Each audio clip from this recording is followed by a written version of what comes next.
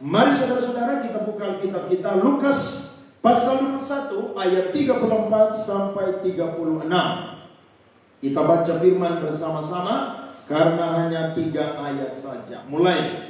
Jagalah dirimu supaya hatimu jangan syarat oleh pesta pora dan kemabukan serta kepentingan-kepentingan duniawi, dan supaya hari Tuhan jangan dengan tiba-tiba jatuh di atas dirimu seperti suatu jerat, sebab ia akan menimpa semua penduduk bumi ini. Berjaga-jagalah senantiasa sambil berdoa, supaya kamu beroleh kekuatan untuk luput dari semua yang akan terjadi itu, dan supaya kamu tahan berdiri di hadapan Anak Manusia. Pagi hari ini saya akan bicara firman Tuhan ini menyinggung 2 hal, yakni dari sisi historis atau sejarah maupun juga dari sisi teologis atau dari sisi Allah menyampaikan firman kepada kita. Nah saudara-saudara, ada peribahasa dunia yang berkata bahwa sediakanlah payung sebelum hujan. Apa maksudnya?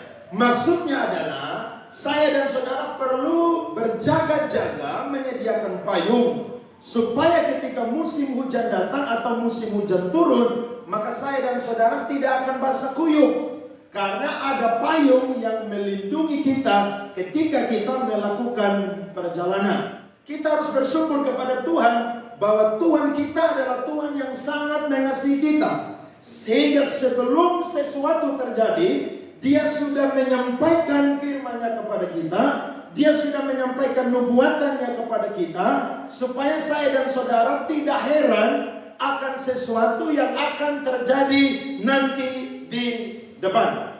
Sebelum firman Tuhan yang tadi kita baca itu saudara-saudara, kurang lebih ada ayat-ayat di dekatnya, ayat-ayat sebelumnya yang menyampaikan tentang hal-hal yang akan terjadi sebelum saudara-saudara keruntuhan Yerusalem dan juga kehancuran bait Allah itu terjadi pada tahun 70 Masehi. Mari saudara-saudara perhatikan Injil Lukas pasalnya yang ke-21 ayat 5 sampai 6. Ketika beberapa orang berbicara tentang bait Allah dan mengagumi bangunan itu yang dihiasi dengan batu yang indah-indah dan dengan berbagai-bagai barang persembahan, berkatalah Yesus, apa yang kamu lihat di situ akan datang harinya di mana tidak ada satu batu pun akan dibiarkan terletak di atas batu yang lain, semuanya akan diruntuhkan.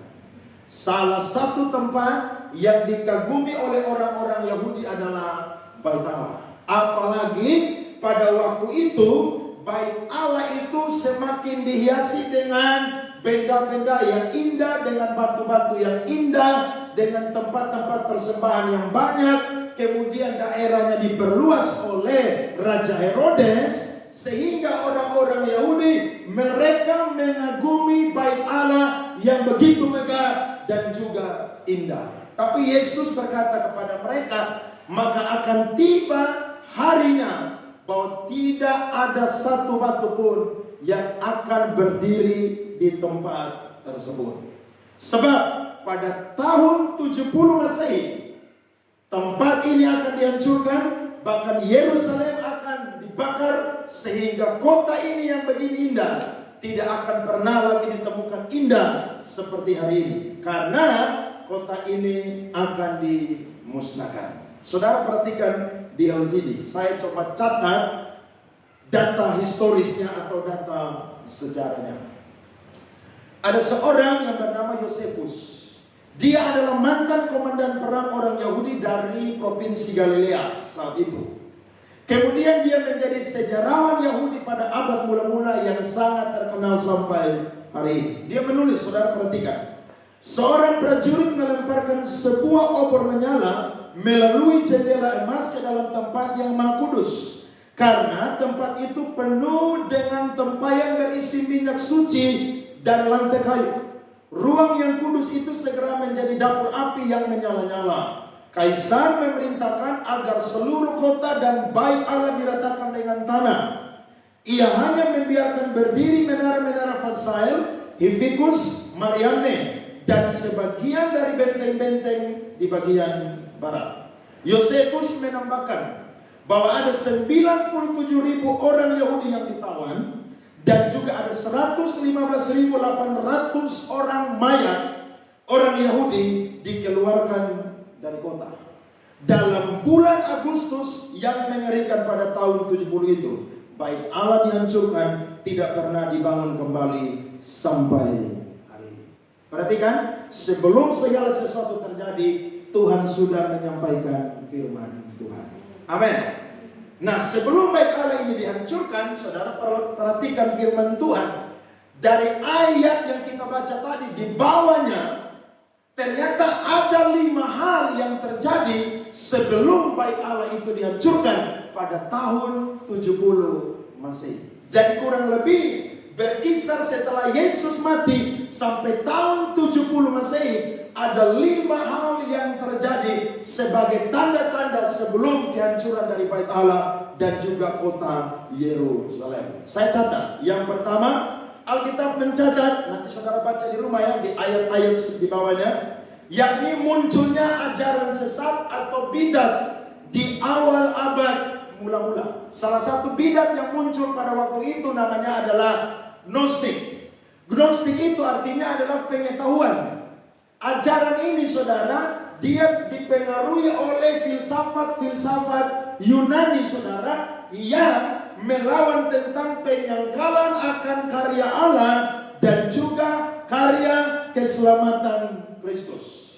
Jadi mereka berkata bahwa Allah itu kudus, sedangkan dunia ini jahat. Jadi tidak mungkin Allah yang kudus menciptakan dunia yang jahat. Kemudian tidak mungkin Allah yang kudus menebus manusia yang berdosa. Jadi bagi mereka ajaran daripada ajaran Kristen tidak Alkitabiah, tapi ajaran mereka yang bernama Gnostiklah yang Alkitabiah. Dan ada banyak orang pada waktu itu mengikuti ajaran ini. Hal yang kedua adalah terjadi peperangan dan pemberontakan. Orang-orang Yahudi saudara tidak mau menyerang melawan orang-orang Romawi. Perhatikan, Yosefus menulis lagi. Oh makhluk-makhluk yang malang, tidakkah kamu ingat akan bantuan mereka dahulu, sehingga kalian berani mengangkat senjata dan tanganmu melawan orang-orang Romawi? Maksudnya begini, orang Romawi itu jahat, tapi mereka pun juga ada sisi baiknya, yakni mereka itu melindungi orang-orang Yahudi. Tidak heran Paulus tulis dalam Roma pasal 13, hormatilah pemerintah. Kenapa? Karena mereka lah yang dipercaya oleh Tuhan untuk menyandang pedang. Tapi orang-orang Yahudi ini, mereka mempertahankan Bait Allah dan kota Yerusalem. Padahal Tuhan sudah bernubuat bahwa kota itu pasti akan dihancurkan. Tapi mereka tidak mau dengar. Maka Yosefus berkata kepada mereka, kapan kita pernah mengalahkan suatu bangsa lain dengan cara demikian? Dan bilakah Tuhan yang adalah pencipta bangsa Yahudi tidak mengadakan pembalasan bila umatnya dilukai? Jadi dia bilang, kita tidak perlu perang lawan orang-orang Romawi karena Tuhan tidak mungkin melupakan kita. Sejarah di mana mencatat bahwa ketika orang-orang Yahudi itu ditumpas, dibunuh, mereka tidak dibela oleh Tuhan. Dari zaman perjanjian lama, mereka selalu dibela oleh Tuhan. Tapi orang Yahudi tidak mau dengar. Lanjut. Tetapi para pembela kota tidak menyerah. Perhatikan. Akhirnya di tengah malam, Jenderal Titus atau Kaisar Romawi ke-11 pada waktu itu sebelum jadi kaisar, muncul di depan kota Yerusalem dengan 80.000 prajurit Romawi. Yosefus berkata, kira-kira 500 orang Yahudi disalib setiap hari. Untuk mendapatkan kayu bagi salib dan kubu-kubu, semua pohon dari sekitar tempat itu ditebang. Bahkan pohon-pohon yang ada di Gunung Zaitun pun juga digunduli. Untuk apa? Salib orang-orang Yahudi dan orang-orang Kristen yang berani melawan kekuasaan Romawi. Itu tanda yang kedua. Tanda yang ketiga adalah saudara-saudara, terjadi yang namanya gempa bumi.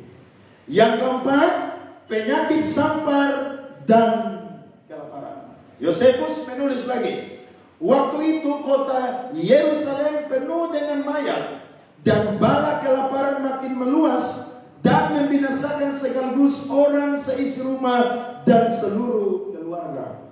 Dan untuk mengubur mayat-mayat, mereka sendiri yang sakit tidak sanggup melakukannya.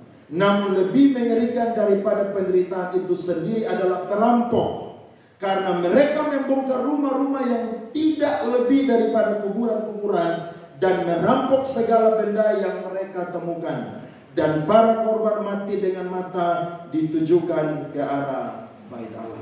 Ada yang tidak mati dengan pedang, tapi ada yang mati karena penyakit dan juga kelaparan. Dan yang kelima, terakhir adalah terjadi tanda-tanda yang dahsyat. Yesus baik, saudara-saudara. Sebelum segala sesuatu terjadi, Dia sudah menginformasikan kepada kita. Ada amin? Itu tanda bahwa Dia tidak mau saya dan saudara itu binasa. Dia mau supaya saya dan saudara berjaga-jaga, karena keadaan yang tidak enak pasti akan terjadi. Dari 5 fakta yang di atas, saudara, yang dianggap, berarti nubuatan Kristus secara historis dan teologis itu tergenapi. Berarti Alkitab, saudara, secara teologis dapat dipercaya, dan juga secara historis atau sejarah dapat juga dipercaya. Ketika Yesus selesai menyampaikan firman Tuhan tersebut, maka Yesus tidak berhenti sampai di situ. Dia lanjut lagi kepada nubuatan sebelum kedatangan Dia yang kedua kali. Perhatikan Lukas 21 ayat 29 sampai 33. Lalu Yesus mengatakan perumpamaan ini kepada mereka. Perhatikanlah pohon ara dan pohon apa saja.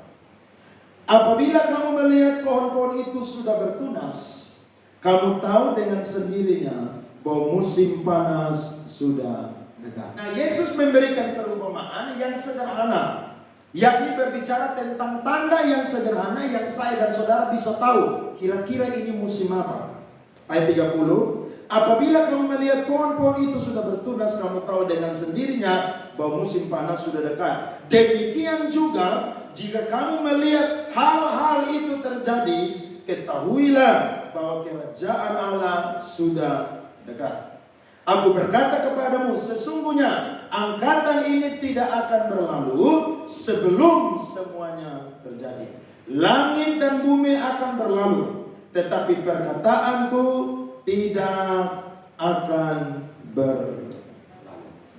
Berarti hal-hal yang pernah terjadi waktu itu pasti akan terulang kembali. Betul atau tidak, saudara-saudara? Saya yakin hari ini mungkin kota kita tidak dimusnahkan, gereja kita tidak dimusnahkan secara gedung, tapi mungkin satu saat saya dan saudara tidak akan pernah bebas lagi dalam hal beribadah. Amos 8 ayat 11 berkata bahwa satu ketika manusia bukan lapar karena makan dan minum, tapi manusia akan lapar apa dan saudara minum. Untuk apa? Mendengar firman Tuhan. Siapa bilang menuju akhir zaman dunia ini tambah enak? Dunia ini tidak akan enak. Lihat, sesungguhnya waktu akan datang. Demikianlah firman Tuhan Allah. Aku akan mengirimkan kelaparan ke negeri ini. Bukan kelaparan akan makanan dan bukan kehausan akan air, melainkan akan apa? Mendengarkan firman Tuhan. Makanya kalau hari ini masih bisa dengar firman Tuhan, itu berkat yang besar yang saya dan saudara dapatkan dari Tuhan. Amin. Satu saat model ke kita ini pendeta tidak bisa khotbah lagi dengan bebas. Kenapa? Karena ada banyak orang-orang antikris akan menguasai dunia, dan juga saya dan saudara tidak akan pernah dapat kesempatan membaca Alkitab, bahkan juga mendengarkan firman Tuhan. Jadi selama hari ini masih ada kesempatan, ayo pasang telinga baik-baik, dengar firman Tuhan. Bahkan diperkirakan kurang lebih 20-30 tahun ke depan, Alkitab yang asli akan dimusnahkan. Dan yang ada atau yang beredar adalah Alkitab dari para ajaran-ajaran sesat. Jadi kalau saudara punya Alkitab, simpan baik-baik. Amin. Saya punya Alkitab 3 di rumah, saya kunci di lemari. Karena 2 tahun sekali saya biasa ganti Alkitab karena udah kotor.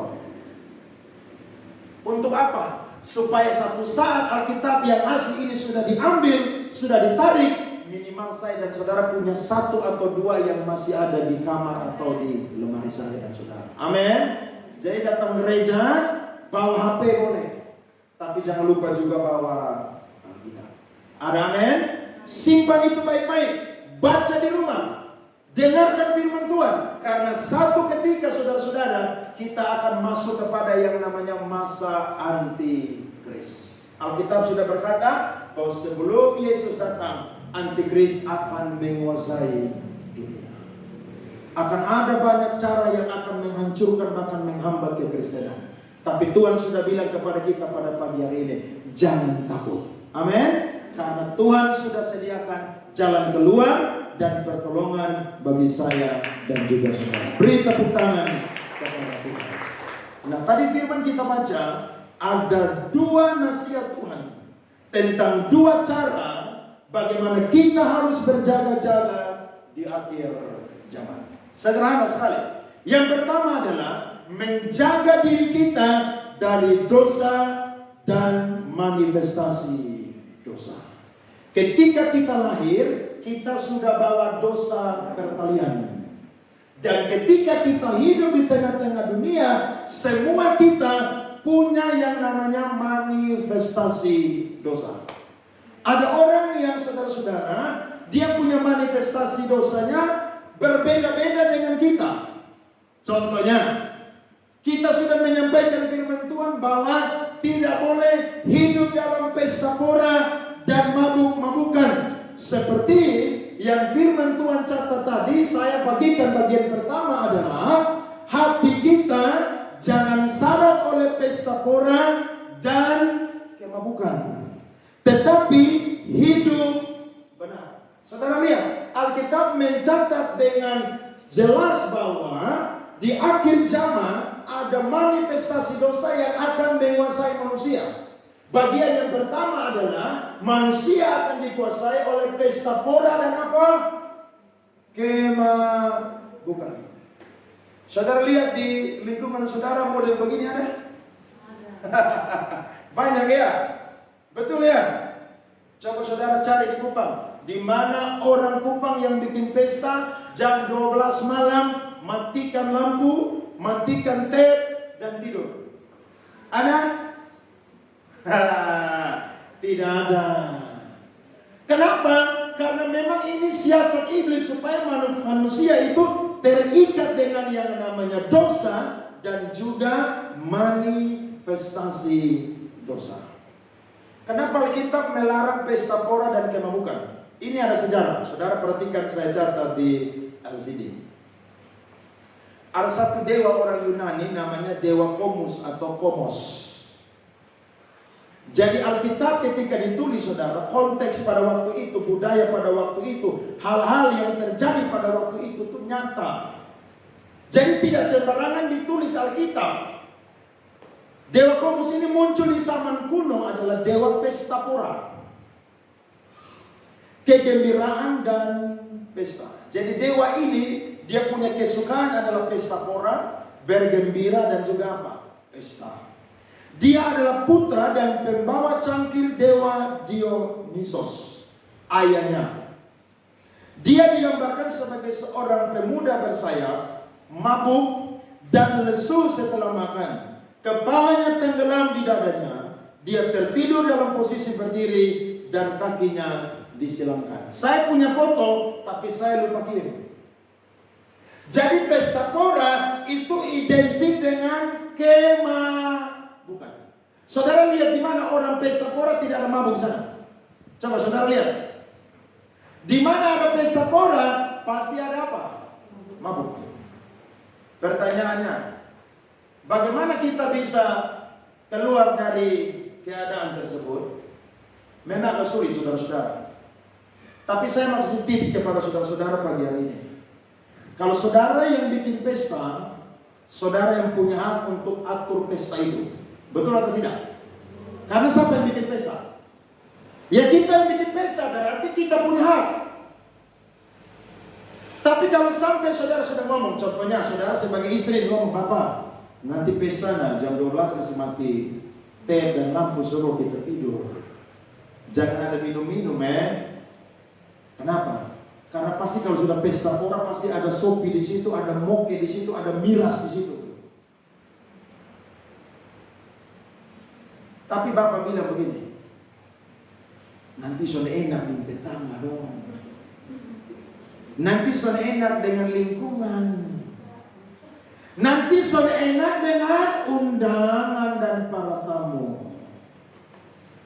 Nah kalau sampai saudara sudah ingatkan dan suami atau keluarga tetap bersikeras, berarti bagian saudara sudah selesai. Saudara harus ngomong. Karena kalau kita tidak ngomong, maka kita pun juga akan terlibat dengan hal demikian. Saya baca terus ya saudara-saudara ya. Kesenangan Dewa Komos adalah yang pertama, lihat di al sini.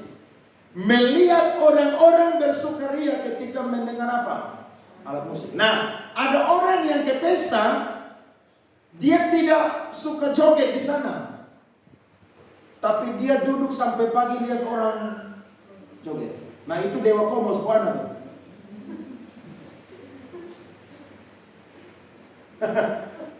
Betul. Dulu saya juga gitu. Tapi ketika saya belajar firman Tuhan, ternyata saudara, kita tidak terlibat tapi kita hanya senang aja. Wah itu dosa saudara. Karena memang Dewa Komos kesukaan adalah apa? Dia bikin pesta, dia kasih orang mabuk, kemudian dia nonton orang goyang-goyang sampai pagi. Nah biasanya tuan pesta itu begitu. Tidak terlibat, tapi disediakan apa? Arena. Buka arena. Supaya apa? Orang goyang, orang dansa, orang mabuk di situ. Harusnya berani ngomong ke saya begini. Ada amin. Jadi kalau ada pesta di rumah saudara, saudara bilang. Tapi kalau ada keluarga yang tidak mau dengar, terserah dong. Urusan. Yang penting saudara sudah apa? Ngomong. Itu bagian kita loh. Dan memang kita tidak boleh kompromi. Karena memang ketika kita kompromi, kita tidak melakukan tapi kita setuju. Saya percaya kita pun juga sedang terlibat dengan yang namanya dosa. Yang kedua, Dewa Komos punya kesenangan adalah dia suka dengar nada seruling yang melengking. Saudara lihat kan? Pesta di mana-mana, musik tuh sampai orang tidak bisa tidur. Harusnya habis pesta jam 12 kasih mati teh, tidur. Tapi putar lagu saudara sampai volumenya habis, sampai speaker mau jebol. Orang tidak bisa tidur. Makanya kalau ada pesta di rumah saya tidur di lain tambah. Kenapa? Ya karena mengganggu kenyamanan. Jadi kalau ada saya dan saudara yang begitu, saya ngomong dengan penuh kasih sayang, kelemah lembutan pada pagi hari ini. Rubah. Ada amin? Bisa atau tidak? Bisa. Harus bisa. Kalau tidak saya dan saudara berbahaya. Kenapa? Karena di akhir zaman hati manusia akan dikuasai dengan hal yang pertama, yakni apa? Pesta pora dan kemabukan. Yang ketiga, kesenangan Dewa Komos adalah nyanyian yang tidak teratur. Nah, ini lagu-lagu dunia yang tidak jelas kan, betul kan? Kemarin pesta saya dengar baterai putar lagu. Lagu apa model begitu? Itu orang gila. Lo iya. Jadi memang iblis punya kesukaan itu sesuatu yang tidak jelas begitu. Tapi orang dunia suka yang begitu. Makanya manusia kalau belum kenal Tuhan, dia tidak akan pernah sadar akan dosa, tidak akan pernah. Dia bikin yang tidak baik, dia bilang itu baik. Tapi kalau kita yang sudah ada dalam Tuhan, yang sudah dibenarkan, kita anggap itu sesuatu yang mutlak salah di hadapan Tuhan. Amin. Yang keempat, obor-obor dinyalakan, memberikan cahaya redup cukup bagi orang-orang yang bersukaria untuk melihat apa yang ada di depan mereka. Namun tidak cukup bagi kita untuk apa? Melihatnya. Zaman itu obor, sekarang lampu apa? Lampu disco. Semua mati, yang menyala di mana? Tenda. Betul atau tidak? Jadi konteks waktu itu dan sekarang itu sama. Hanya beda, saudara, dari peralatan saya mungkin beda, tapi dia tindakan, dia kelakuan sama. Yang kelima, para wanita bergegas bersama para pria, mengenakan sandal pria dan pakaian yang diikat dengan cara yang aneh. Karena pesta pora mengizinkan perempuan untuk menyamar sebagai laki-laki, dan laki-laki mengenakan pakaian perempuan dan meniru cara berjalan perempuan. Betul atau tidak? Musik bunyi, tarik, bikin apa? Dansa. Jadi Alkitab itu lebih keren dari ini. Dunia sejarah modern ini lebih keren, saudara. Lengkap Alkitab kalau catat tuh jelas detail. Bahkan ada pesta-pesta di Kupang sekarang saya sering ikuti ya. Ada laki-laki terkenal satu. Mereka panggil dia, make up dia, pakai pakaian perempuan, dandan dia seperti perempuan, pimpin Polones. Habis pimpin Polones, dia pimpin yang lain. Barong pakai orang gila di situ. Tapi orang senang loh. Saudara lihat yang MC sekarang acara nikah, rata-rata tuh yang banci-banci tuh. Yang resmi mulai ke kita ini sudah laku. Rata-rata yang banci parah yang ke perempuan. Nah itu tuh yang laku. Ingat 1 Korintus 6 ayat 9 dan 10. Salah satu daftar orang yang ada di neraka adalah apa? BANCI. Apa saudara? Banci. Jadi banci dengan orang yang terlahir lemah dimulai itu beda. Ada orang nih kan yang lain laki-laki, tapi memang dia lemah gemulai, itu bukan banci, saudara. Tapi ada orang yang lain itu benar-benar maco, laki-laki, keren, tapi dia ikut dunia punya model, akhirnya apa? Bikin diri jadi apa? Banci. Nah, lu pun tanpa di neraka sayang. Itu kesukaan daripada dewa Komos. Kata Yunani Komos diterjemahkan pesta pora. Muncul 3 kali dalam Septuaginta atau Alkitab bahasa Ibrani diterjemahkan ke dalam bahasa Yunani. Greek English Lexicon of the New Testament karya Joseph Thayer menunjukkan bahwa dalam tulisan-tulisan Yunani kuno kata itu berarti arak-arakan yang tak terkendali pada malam hari yang dilakukan orang-orang setengah mabuk yang bergembira ria. Dan setelah makan malam mereka berpawai di jalan-jalan dengan obor serta iringan musik untuk menghormati Bakus atau dewa-dewi lainnya yang dan bernyanyi serta bermain di depan rumah teman pria atau wanita mereka. Ini kelakuan yang tidak alkitabiah. Tapi Tuhan sudah ingatkan, di akhir zaman kita harus jaga diri kita supaya hati kita jangan syarat dengan apa? Pesta pora dan kemabukan. 1 Petrus pasal 4 ayat 3 sampai 4. Firman Tuhan berkata, sebab telah cukup banyak waktu kamu pergunakan untuk melakukan kehendak orang-orang yang tidak mengenal. Kamu telah hidup dalam rupa-rupa hawa nafsu, keinginan, kemabukan. Saudara lihat, pesta di mana ada kata kemabukan selalu diikuti dengan pesta pora. Saudara lihat, atau di mana ada kata pesta pora selalu diikuti dengan kalimat kemabukan.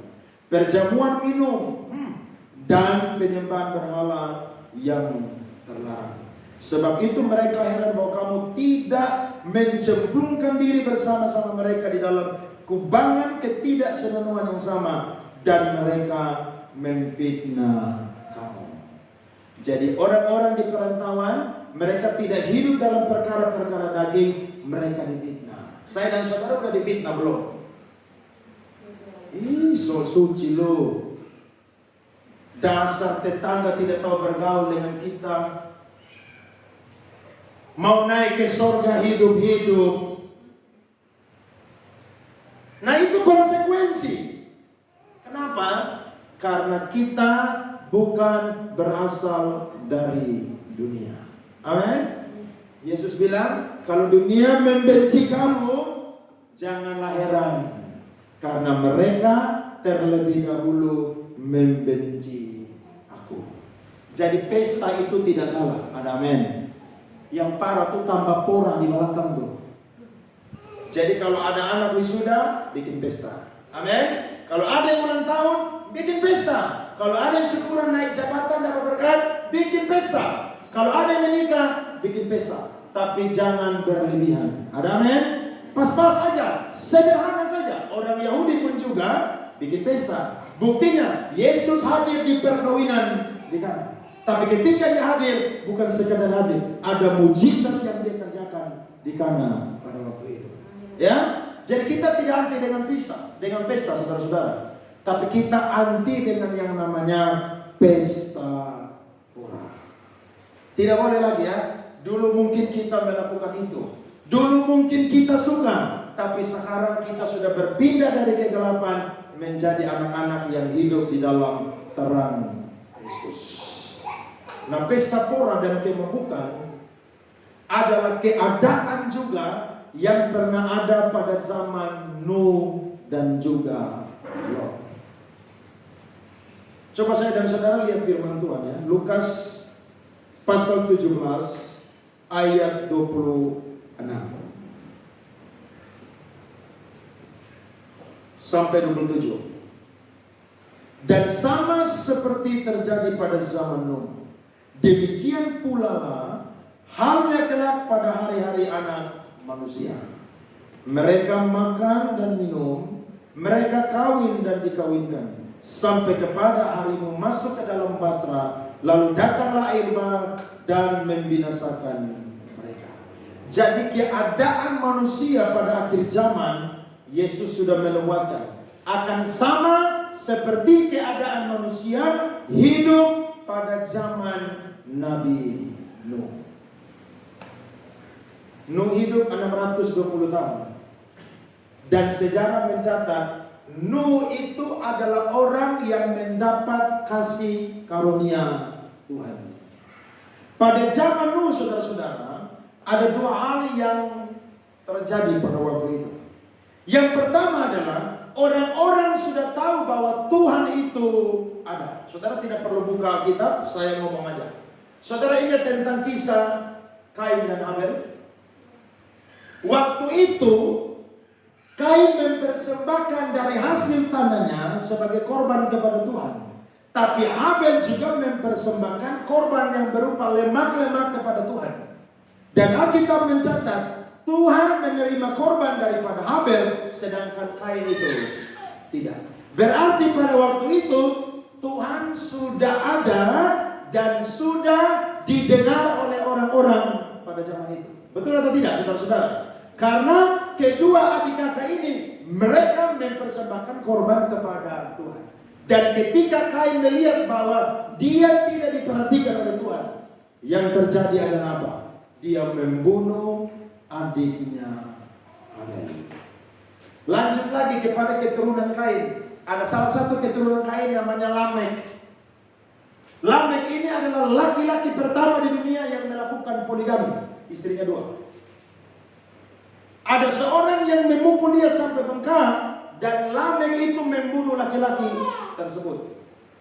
Sehingga Tuhan bilang, kalau kepada Kain dibalaskan 7 kali lipat, kepada Lamek dibalaskan 77 kali lipat.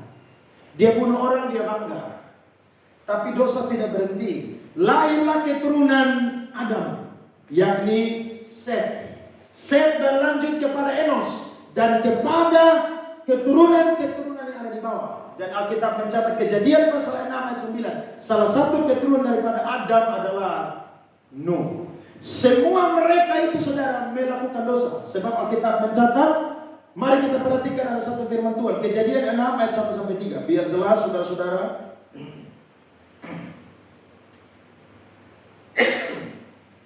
Kejadian 6 ayat 1-3. Ketika manusia itu mulai bertambah banyak jumlahnya di muka bumi, dan bagi mereka lahir anak-anak perempuan, maka anak-anak Allah, melihat anak-anak Allah ini ditafsirkan atau dipercaya adalah anak-anak yang berasal dari keturunan Adam, yakni Seth, Enos, dan seterusnya.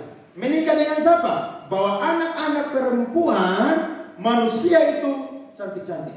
Jadi keturunan Enos, Seth, dan seterusnya menikahlah dengan keturunan daripada Kain yang berdosa.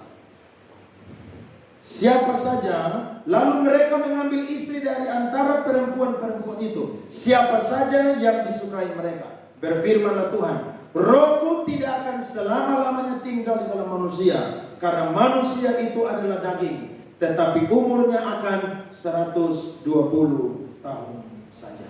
Jadi pada zaman itu orang sudah tahu Tuhan ada. Tapi Alkitab mencatat hanya Nuh dan keluarganya saja yang peduli akan Tuhan. Yang lain tidak peduli kepada Tuhan. Zaman sekarang kan model begitu. Banyak orang Kristen tapi tidak peduli dengan Tuhan. Saya mau jemaat Kupang Presenter sendiri peduli dengan Tuhan. Amin. Hari ini kalau saudara tidak ada kegiatan, tidak ada acara keluarga yang terlalu penting, hadir di gereja. Hadir. Tuhan sudah kasih kita waktu 6 hari, Senin sampai Sabtu untuk cari uang bekerja. Hari Minggu kasih waktu 2-3 jam ada di rumah Tuhan. Saya yakin saudara kerja besok hari Senin, saudara akan dapat berkat Tuhan yang luar biasa daripada Tuhan. Amin. Itu tanda kita ini masih peduli dengan Tuhan. Tapi ada banyak orang Kristen tidak mau peduli dengan Tuhan. Kemudian pada waktu itu saudara-saudara, firman Tuhan telah diberitakan. Yang menjadi penginjil satu-satunya pada zaman itu adalah Nuh. 2 Petrus 2 ayat 5 berkata, dan jikalau Allah tidak menyayangkan dunia purba, tetapi hanya menyelamatkan Nuh, pemberita kebenaran itu. Jadi Nuh khotbah itu saudara lama minta ampun, 100 tahun dia beritakan Injil. Usia manusia pada zaman itu bisa sampai 600 tahun lebih saudara-saudara. Bahkan 900 tahun lebih itu sampai. Tapi Nuh udah khotbah firman Tuhan, tidak ada yang mau. Sekarang juga begitu. KKR terus, seminar terus, gereja terus. Mana ada orang mau bertobat? Makanya rasa-rasa saudara, kita pendeta nih pikir-pikir kalau bicara lebih baik tidak usah ada yang namanya ibadah, KKR, KPI, seminar, karena sama aja. Manusia tetap tidak menyukai yang namanya kebenaran. Tapi saya mau berkata, sekalipun ada yang tidak suka, mayoritas lebih banyak tidak suka, tapi Injil harus tetap diberitakan. Amin. Karena Injil diberitakan bukan pernah dipaksa saudara-saudara, tapi Injil harus diberitakan, barulah kedatangan Kristus kedua kali itu akan terjadi. Jadi bagian kita beritakan firman Tuhan. Ada amin? Ngomong firman. Dimanapun kita berada, bicara firman. Minimal saudara tidak bicara firman ayat, saudara kesaksian saya dan saudara punya kehidupan. Hari ini saya berubah karena Tuhan Yesus rubah kehidupan saya. Bicara supaya orang dengar, orang diberkati, orang dikuatkan, orang sadar akan menerima yang namanya firman Tuhan. Jadi kita hidup di akhir zaman sama seperti orang-orang yang hidup pada zaman Nuh. Bahkan Lukas 17 ayat 28 sampai 29 tambah lagi di situ. Perhatikan. Alkitab berkata, Lukas 17 ayat 28 sampai 29. Demikian juga seperti yang terjadi di zaman Lot. Mereka makan dan minum, mereka membeli dan menjual, Mereka menanam dan membangun. Tetapi pada hari Lot pergi keluar dari Sodom, turunlah hujan api dan hujan belerang dari langit dan membinasakan mereka. Ada satu manifestasi dosa yang terjadi pada zaman Lot dan akan terus terjadi sampai hari ini, bahkan sampai Tuhan datang kedua kali. Yakni apa? Dosa LGBT. Pada waktu Lot hidup di Sodom dan Gomora, daerah Sungai Yordan, itu salah satu dosa yang sangat-sangat luar biasa ada di situ, adalah dosa homoseksual. Nah, dosa ini sekarang merajalela, saudara-saudara.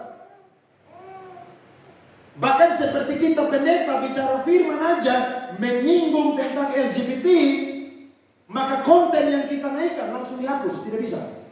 Kenapa? Karena mereka sudah punya undang-undang untuk melindungi mereka. Jadi pada akhir zaman, saya dan saudara jangan heran, laki-laki suka laki-laki, perempuan suka perempuan. Bahkan bukan suka saja, kawin. Makanya kita heran ya, ada cowok ganteng-ganteng kok bisa suka dengan nyong ganteng. Ada cewek cantik kok bisa suka dengan cewek cantik. Siapa yang salah? Tuhan. Kalau Tuhan yang salah, kenapa Tuhan izinkan yang namanya dosa homoseksual itu dibenci oleh Tuhan? Coba mari kita buka ya. Lihat firman Tuhan ini, Kejadian 19 ayat 4 sampai 5. Setelah malaikat bertemu dengan Abraham, mereka berpindah ke Lot. Karena sebentar lagi Sodom dan Gomora akan dimusnahkan.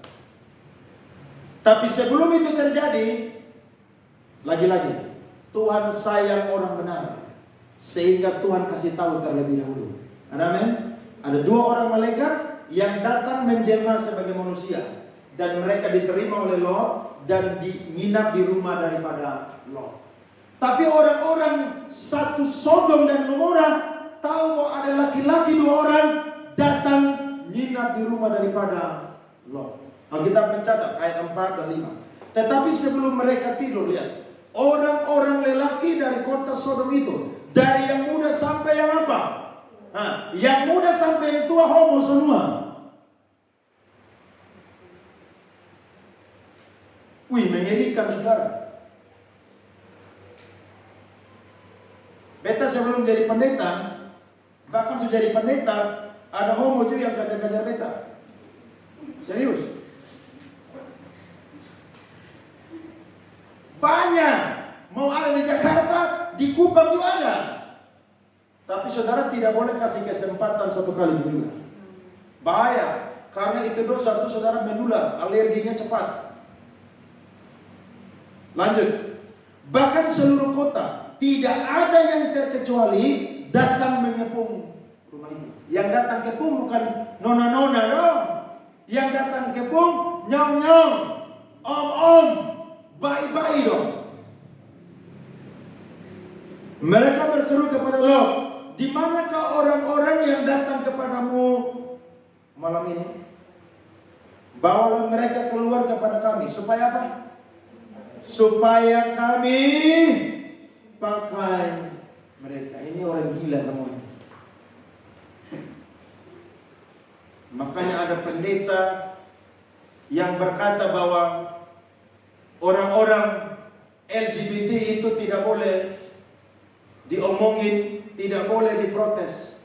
Justru kita ngomong supaya mereka dengar, bertobat. Karena kalau tidak bertobat, lu pun tempat di neraka sayang, sana di lain. Sebab dosa pemburi itu adalah dosa yang dibenci Tuhan, yang sudah ada pada zaman Lot sampai zaman Paulus sampai hari ini, bahkan sampai nanti Tuhan datang kedua kali. Lanjut ayat 8 dan 9. Kamu tahu, aku mempunyai 2 orang anak perempuan yang belum pernah dijamah laki-laki. Baiklah mereka kubawa keluar kepadamu. Berbuatlah kepada mereka seperti yang kamu pandang baik. Hanya jangan kamu apa-apakan orang-orang ini, sebab mereka memang datang untuk berlindung apa? di dalam rumahku. Ayat 9a berkata, tetapi mereka berkata, nyala. Kasih perempuan dong semau. Dong mau siapa? Gila. Mengong berarti. Sedu berarti dong. Jadi jangan heran sekarang saudara lihat laki-laki ganteng jalan dengan laki-laki ganteng pegang tangan, ramas tangan, bisa boleh lari saya. Aduh, tapi itu akhir zaman, amin. Kalau saudara lihat model begitu berarti sudah tahu Tuhan semua datang yang kedua kali. Bilang sama kiri kanan, Yesus semua datang kedua kali. Aneh. Tapi itu kenyataan yang terjadi. Abraham sampai tawar-menawar dengan Tuhan. 50, 40, 20 sampai 10 orang. Tapi tidak sampai 10 orang benar. Akhirnya apa?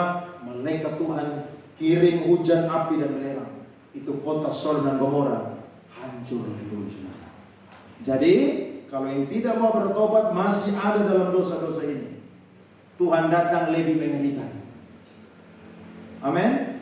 Alkitab mencatat ketika hari Tuhan datang, pahlawan pun akan menangis.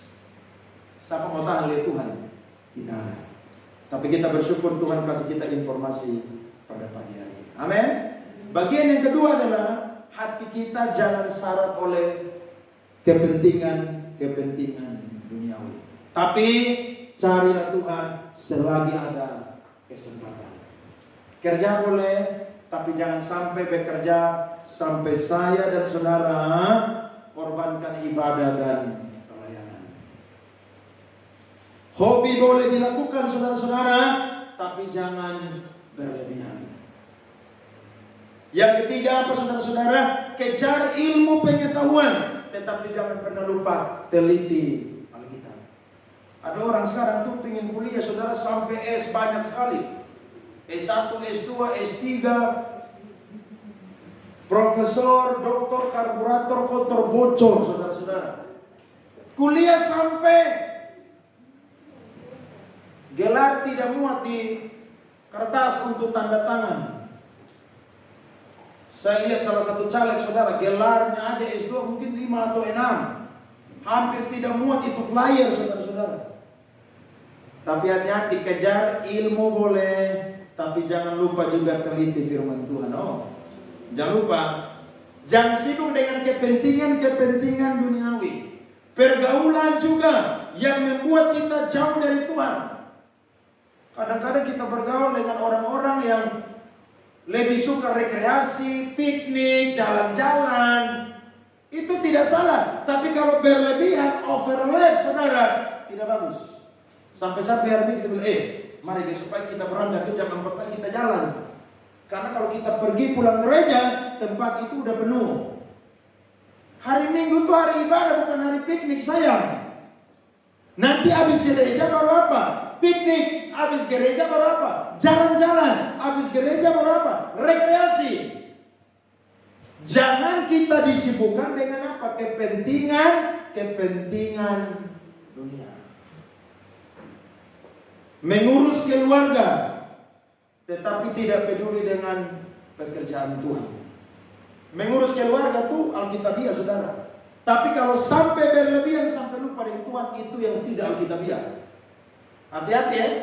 Makanya Yesus bilang kepada orang yang mau kubur ayahnya, itu bukan betul ayahnya mau mati, tapi Yesus mau bilang, menurut orang Yahudi, seorang anak laki-laki tidak akan meninggalkan rumahnya sebelum ayahnya mati.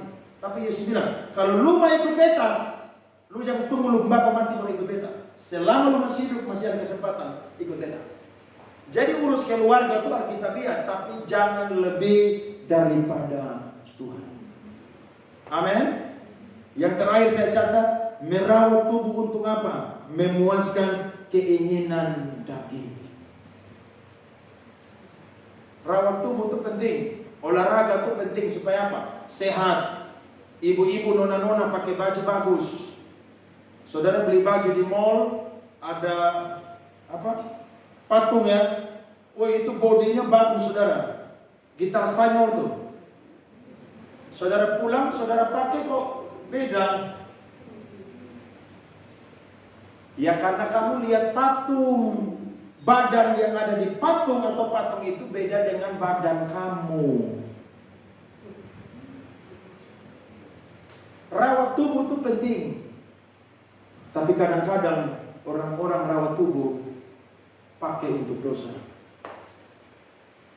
Baru-baru saya lihat di Facebook ada nona gagal satu. Masih muda, umur-umur anak kuliah. Selingkuh dengan pejabat. Dapat tangkap di rumah makan. Istri sah datang. Itu laki-laki suami lompat dari restoran bangun bongkar saudara. Tapi perempuan atau istri sahnya tidak berani pukul. Kalau pukul pidana, hati-hati. Mereka ribut aja perang mulut. Tapi waktu saya nonton itu video kasihan ya.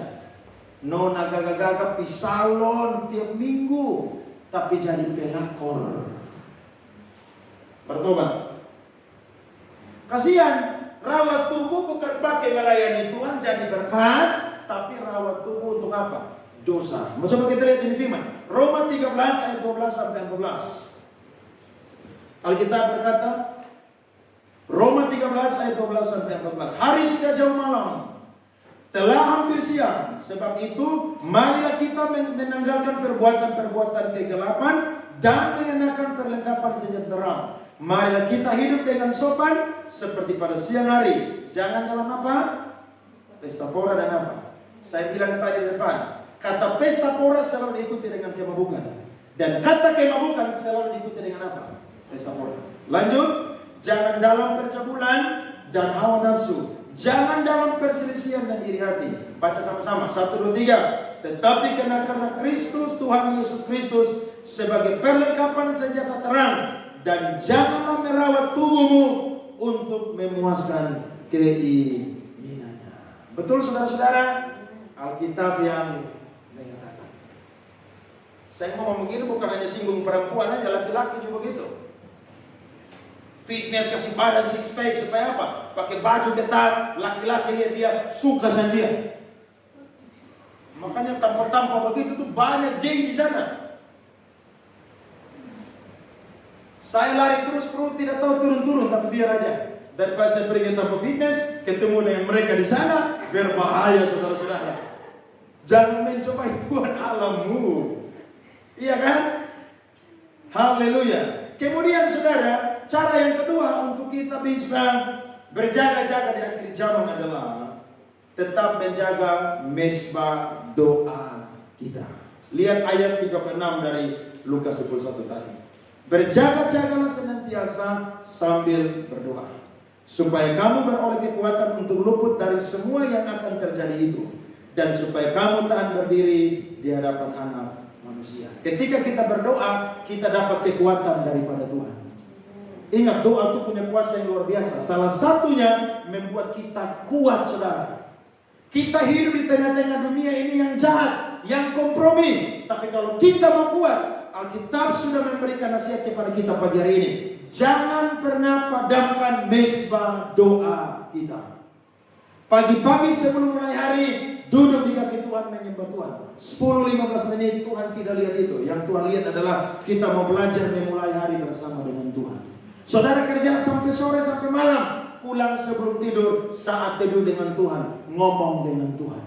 Ketika kita ngomong dengan Tuhan, saya percaya Tuhan akan perdengarkan suaranya kepada kita. Jadi kita jangan lupa di akhir zaman bagian kita adalah tetap jaga mesbah doa kita. Yang kedua, ketika kita berdoa, Tuhan datang, kita bisa memandang wajah Tuhan dalam kemuliaannya. Karena ketika orang pandang wajah Tuhan, dia bisa mati. Tapi kalau orang benar ketika Tuhan datang, dia bisa memandang wajah Tuhan dalam kemuliaannya. Kita ayo, mari saudara-saudara tetap jaga mesbah doa dalam kehidupan kita. Kalau saudara di rumah tangga keluarga, ada 2 orang ada di situ, doa sama-sama. Sebab firman Tuhan berkata, di mana 2-3 orang berkumpul menyebut namaku, Tuhan ada di sana. Amin. Jangan padamkan mesbah doa. Ada waktu berdoa dengan Tuhan lebih lama, mari berdoa dengan Tuhan lebih lama.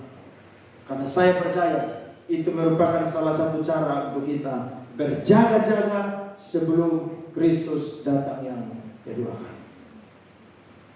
Saya percaya firman Tuhan memberkati kita semua pada pagi hari ini. Mari kita angkat satu ayat, Sefanya pasal 1 ayat 14. Priska maju. Mari kita bangkit berdiri, kita baca firman Tuhan. Sefanya pasal 1 ayatnya yang ke-14. Siapkan pujian yang tadi. Mari kita baca firman. 1, 2, 3. Sudah dekat hari Tuhan yang hebat itu.